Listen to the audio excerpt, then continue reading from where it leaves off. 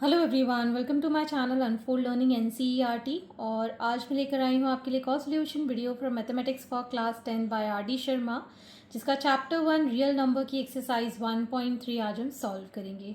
और previous exercises मैं already अपने चैनल पेज पर अपलोड कर चुकी हूँ। अगर आपने मिस कर दिया है तो please do have a look in the description box of this video, जहाँ पर आपको प्लेलिस्ट बनाकर सारे सोल्यूशंस प्रोवाइडेड हैं। तो आइए स्टार्ट करते हैं एक्सरसाइज 1.3।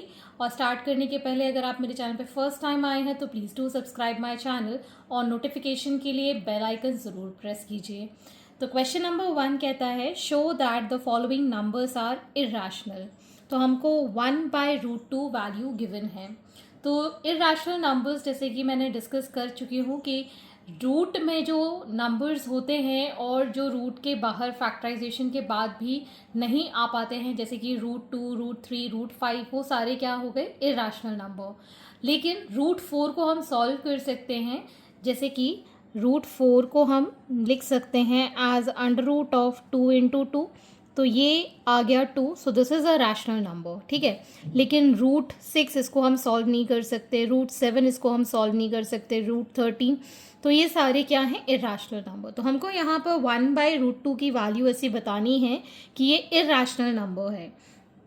तो उसके लिए सबसे पहले हमको अज्यूम करना होगा, late us assume 1/√2 is a rational number, ठीक है। तो 1/√2 को हम a/b के इक्वल लिख रहे हैं, जिसमें कि a and b are integers, ठीक है।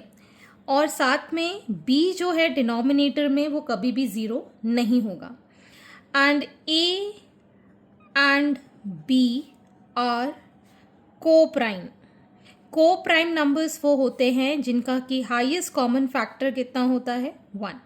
जैसे कि 7 और 13 का अगर हम HCF निकालें तो कितना आएगा, HCF विल बी 1, ठीक है। इन दोनों में कोई भी कॉमन फैक्टर नहीं है एक्सेप्ट 1, तो ये क्या कहलाएगा, को प्राइम नंबर। तो ऐसे हमें यहाँ से रूट हटाना है, तो स्क्वायरिंग बोथ साइड कर देंगे, तो ये आ जाएगा 1/2 is equal to a² / cross multiply कर देते हैं, तो ये आ जाएगा b² is equal to 2a², ठीक है। या फिर हम लिख सकते हैं दैट a² इज b²/2। आइदरवाइज आप लिख सकते हैं, जैसे भी आपको इजी लगे। अब जो ये b² है वो 2 से डिवाइड हो रहा है, ठीक है ना। तो मैं यहाँ लिख रही हूँ 2 डिवाइड्स b²। तो अगर हम 6 को डिवाइड करें 2 के साथ तो वो डिवाइड हो जाएगा। अगर हम 6 का स्क्वायर 36 को डिवाइड करें 2 के साथ तो वो भी इजीली डिवाइड हो जाएगा। मतलब अगर ये स्क्वायर इससे डिविजिबल है तो हम ये कह सकते हैं 2 डिवाइड्स b, ठीक है। b² अगर डिविजिबल है तो b को भी ये डिवाइड कर रहा होगा। तो हम यहाँ एज्यूम कर लेते हैं let b is equal to 2c, मतलब मल्टीपल ऑफ 2 है b, जो कि एक वैल्यू है 2c, ठीक। इसको हम 1 मार्क कर लेते हैं और c इज एनी इंटीजर, ठीक है। कोई भी एक इंटीजर हम एज्यूम कर लेते हैं। अब ये जो 2c है मैं यहाँ सब्स्टिट्यूट कर देती हूँ, so it becomes a² is equal to 2c²/2। तो ये हो गया 4c²/2, ये 2 से 2 कैंसिल, सो 2c²। मतलब हमारे पास a² की वैल्यू 2c² आ गई है, ठीक। या फिर हम ये कह सकते हैं c² is equal to a²/2, ठीक है। अब वही चीज़ है 2 डिवाइड्स a², तो 2 डिवाइड्स a ऑल्सो। मतलब अगर 8 2 से डिविजिबल है तो 8 का स्क्वायर 64 भी 2 से डिविजिबल होगा, ठीक है ना। तो ये जो वैल्यू है a, इसको भी हम क्या ले सकते हैं, 2d, एक नया इंटीजर हमने एज्यूम किया जो कि एक सेकंड नंबर है, जहाँ पर डी क्या है, एक इंटीजर है। ठीक है, तो जैसे कि हमने देखा ए को हमने एज्यूम किया बी के इक्वल, जहाँ पर बी 2 से डिविजिबल है, और यहाँ पर हमने सी एज्यूम कर लिया ए के a/2 के a² by 2 के इक्वल, जो कि डिविजिबल है।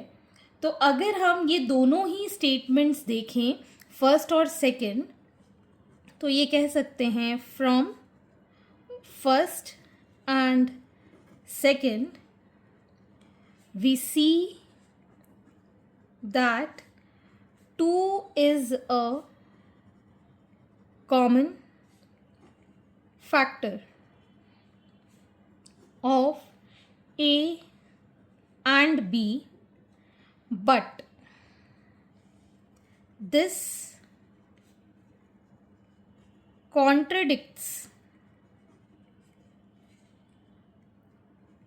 the fact that A and B are co-prime, क्योंकि हमने बिल्कुल स्टार्टिंग में बोला था कि A और B जो हैं वो को-प्राइम हैं। को-प्राइम का मतलब हो गया सिंगल नंबर 1 जो होता है इन दोनों में कॉमन होना चाहिए, लेकिन अभी हमने डिराइव कर दिया कि इसके तो कॉमन फैक्टर 2 भी है, तो मतलब ये को-प्राइम नंबर तो नहीं हुआ।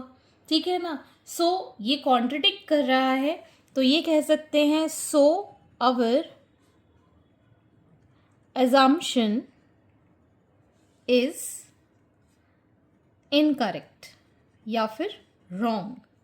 सो hence we can say that 1/√2 is an irrational number. ठीक है, तो आपको इसी तरीके से स्टेटमेंट्स में प्रूव करना है कि वेदर योर वैल्यू जो गिवन है वो रैशनल है या इरैशनल। नेक्स्ट पार्ट इज 7√5, तो इसको भी इसी तरीके से करेंगे। Late us assume 7√5 is a rational number. ठीक है, तो 7√5 इज इक्वल टू a/b। ठीक है, जहाँ पर a and b are integers. ठीक है, और b 0 नहीं हो सकता, साथ ही साथ a एंड b आर को प्राइम नंबर्स, मतलब HCF जो होगा वो 1 होगा। अब हम इस 7 को नीचे ले जाएंगे, तो यहाँ बचेगा √5 इज इक्वल टू a/7b। ठीक है, तो हमने तो यहाँ एज्यूम किया था कि ये रैशनल नंबर है। √5 इज अ रैशनल नंबर, क्योंकि 7 a b आर इंटीजर्स। ठीक है ना, 7 भी इंटीजर्स है, a और b सारे इंटीजर्स हैं, तो a/7b is a rational number. ठीक है ना, इसका मतलब a/7b is a rational number. लेकिन हमें क्या पता है, this contradicts that √5 is an irrational. So our assumption is wrong. Hence we can say that 7√5 is irrational. ठीक, नेक्स्ट पार्ट है 6 + √2। तो फिर से हम इसको अज्यूम कर लेते हैं। Let us assume 6 + √2 is a rational number. ठीक है, ये एक रैशनल नंबर है, तो 6 plus root 2 is equal to A by B. A and b are integers and b cannot be equal to 0. A and b are co-prime, जिसमें कि HCF कितना होता है,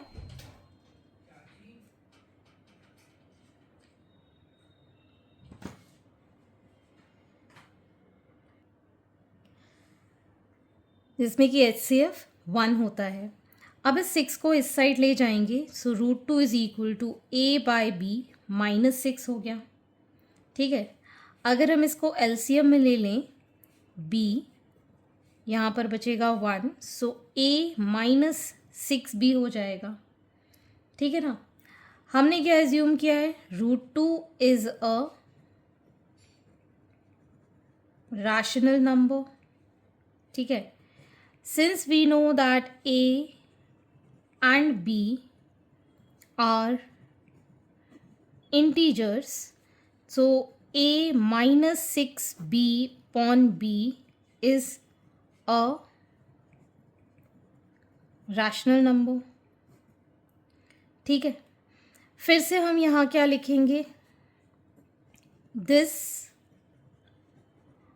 contradicts that root 2 is a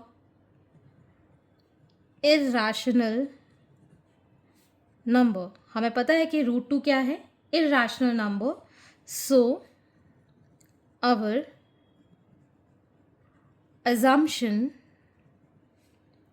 is incorrect. तो आप कह सकते हैं hence 6 plus root 2 is an irrational number या irrational expression. Similarly the last part 3 minus root 5, तो यहाँ पर भी हम assume कर लेते हैं. Let us assume 3 minus root 5 is a rational number. ठीक है, so 3 minus under root 5 is equal to a by b, where a and b are integers and b is not equal to 0. a and b are co-primes. ठीक, अब इस root 5 को इस side ले जाएंगे तो पॉजिटिव हो जाएगा, इसको इस साइड ले जाएंगे तो नेगेटिव हो जाएगा. तो root 5 is equal to 3 minus A by B. So root 5 is equal to 3b minus A by B. ठीक है, हमें ये पता है that root 5 is a rational number. ये हमने अज्यूम किया था ऊपर, तो ये एक रैशनल नंबर है. Since we know that a and b are integers, ठीक है, तो 3b minus a by b is a rational number. ठीक, तो फिर से ये कॉन्ट्रडिक्ट कर रहा है. फिर से लिखेंगे this contradicts that root 5 is a irrational number, so our assumption is incorrect. Hence we can say that 3 minus under root 5 is an irrational number. ठीक है, तो इसी तरीके से क्वेश्चन सॉल्व करने हैं. Moving on to the next question number 2. Question number 2, prove that following numbers are irrational. First part is 2 by under root 7. तो ये भी उसी मेथड से करेंगे. हम यहाँ पे लिखेंगे let us assume 2 by under root 7 be a rational number. ठीक है, so 2 by under root 7 is equal to a by b, where a and b are integers and b can never be equal to 0.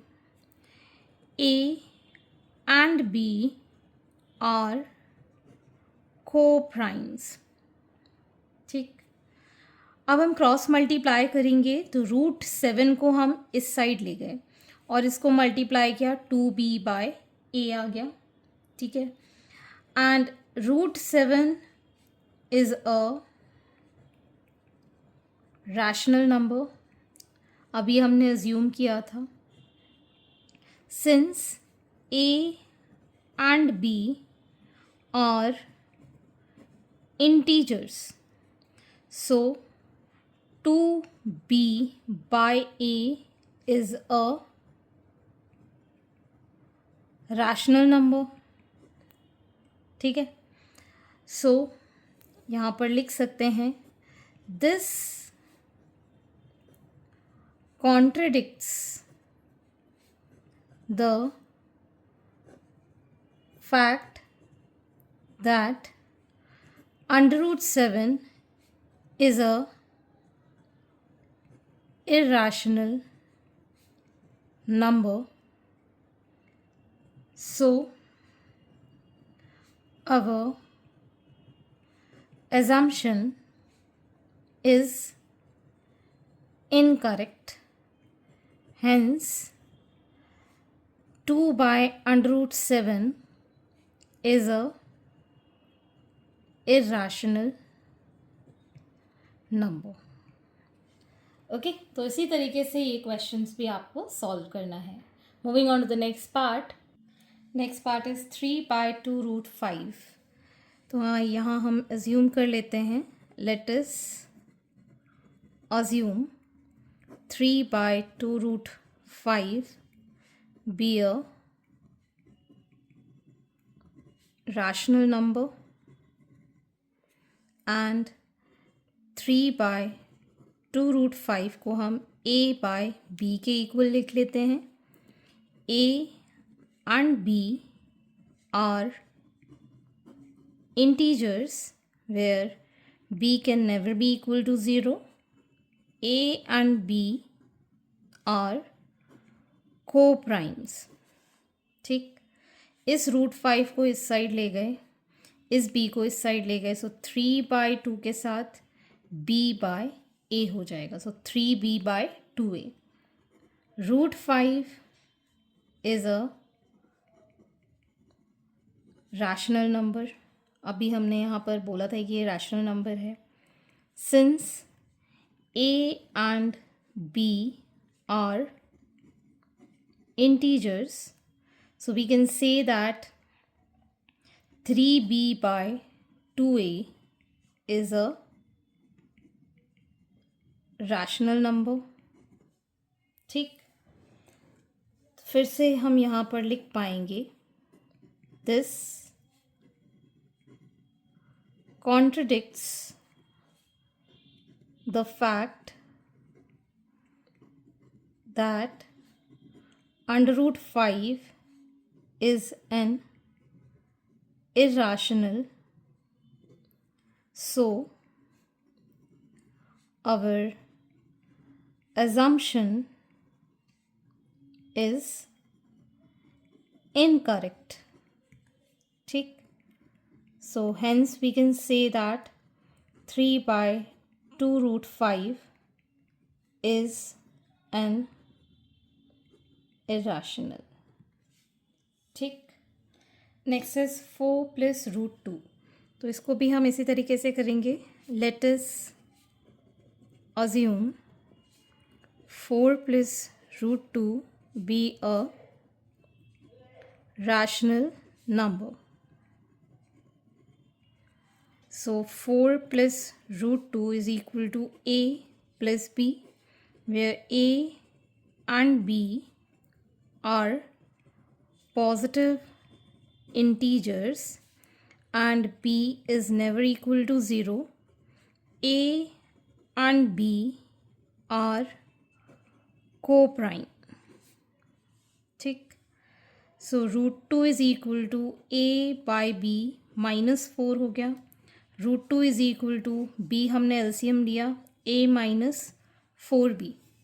ठीक, and we know that √2 is a rational number. अभी हमने ऊपर assume किया था. Since a and b are integers, so we can say that a -4b by b is a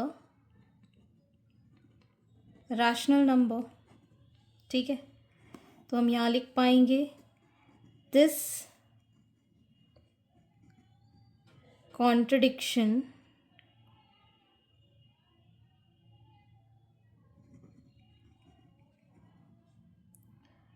is a contradiction, so hence 4 plus √2 is an irrational expression. Okay, next we have 5 √2. तो इसको भी अब इसी तरीके से करेंगे. Let us assume 5 √2 is a rational number. ठीक, so 5 √2 is equal to a by b, where a and b are integers and b can never be equal to 0. a and b are co-prime.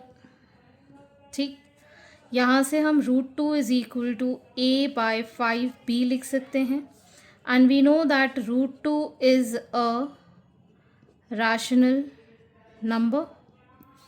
अगर ये rational number है, since a and b are integers, so we can say that a upon 5b is a rational number. तो आप यहाँ लिख पाएंगे this is a contradiction, hence 5 √2 is a irrational. ठीक है, सो इसी तरीके से बाकी के क्वेश्चन आपको सॉल्व करने हैं. आगे के क्वेश्चन मैं नेक्स्ट वीडियो में करवाऊंगी आपको. आई होप आपको मेरे सोल्यूशन वीडियो ज़रूर पसंद आ रहे होंगे. अगर अच्छे लगे हैं तो please do like and share it with your friends and family, and don't forget to subscribe my channel. See you in the next video.